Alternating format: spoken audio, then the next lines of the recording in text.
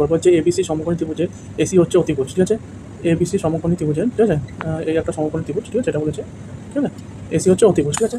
এবার কী হচ্ছে, এবিকে অক্ষ করে, এই এবিকে অক্ষ করে, ঠিক আছে, অক্ষ করে ত্রিভুজটি একবার পূর্ণ আবর্তন করলে যে লম্ববৃত্তাকার শঙ্কু হয় তার ব্যাসার্ধ কত? মানে এটাকে এমন করে, ঠিক আছে, যদি এমন করে ঘোরায়, ঠিক আছে, এমন করে ঘোরায়, ঠিক আছে, অক্ষ করে, মানে এটা মিডিল বরাবর আছে, ঠিক আছে, অক্ষ করে এমন করে যদি ঘোরায় যে লম্ববৃত্তাকার শঙ্কু হবে, তার বলেছে ব্যাসার্ধ কত হবে? ব্যাসার্ধ এই যে বিসিটাই হবে, ঠিক আছে, এই বিসিটা হচ্ছে ব্যাসার্ধ, এটাই বলেছে। এবার বলেছে একটি লম্ববৃত্তাকার শঙ্কুর আয়তন ভি, ঠিক আছে, ঘন একক, ভূমির ক্ষেত্রফল হচ্ছে এ বর্গ একক, তাহলে উচ্চতা কত সেটা তোমার বার করতে বলেছে। তাহলে আমরা যদি ব্যাসার্ধ আর এবং উচ্চতা এল ধরি, তাহলে শঙ্কুর আয়তন কী হবে? 1/3 পাই স্কোয়ার এইচ, ঠিক আছে, এবং ভূমিতলের ক্ষেত্রফল এ, তাই ভি বাই এ বার করলে কী হবে? এই যে ভি বাই এ বাড়লে ভি এর মান বসাবো, এর মান হচ্ছে পাই আর স্কোয়ার, ভূমির ক্ষেত্রফল, ভূমি একটা কি বৃত্ত, ঠিক আছে, তাহলে এইচ/3, তাহলে এইচ ইকাল টু কী করতে হবে?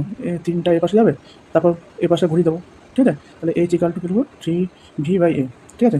অথবা আমরা করতে পারি কি, আমরা জানি আয়তন ইকাল টু কী জানি? 1/3, ঠিক আছে, ভূমির, ঠিক আছে, শর্ট করে হচ্ছে ভূমির ক্ষেত্রফল ইন্টু উচ্চতা, ঠিক আছে, ঠিক আছে, এবার ভি, ঠিক আছে, এবার এখানে ধরো ভি ইকাল টু তাহলে কী হবে? 1/3 ভূমির ক্ষেত্রফল এ ইন্টু উচ্চতা হচ্ছে এইচ, ঠিক আছে, তাহলে এইচ ইকাল টু যদি পার করি তাহলে 3/v, এই অ্যান্সারটা আরামসে বেরিয়ে যাবে, ঠিক আছে।